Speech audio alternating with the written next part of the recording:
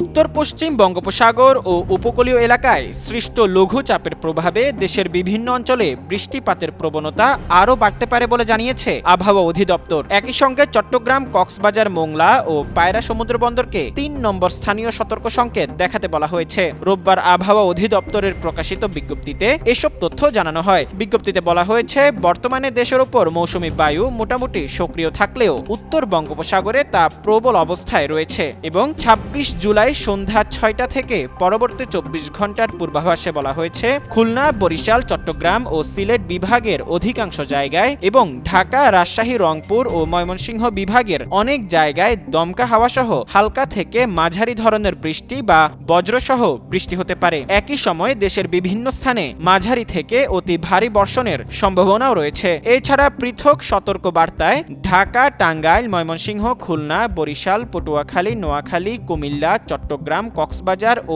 সিলেট অঞ্চলে বজ্রসহ বৃষ্টি এবং দমকা হাওয়ার পূর্বাভাস দেয়া হয়েছে। এসব এলাকার নদীবন্দরগুলোকে ১ নম্বর সতর্ক সংকেত মেনে চলার নির্দেশ দিয়েছে আবহাওয়া অধিদপ্তর।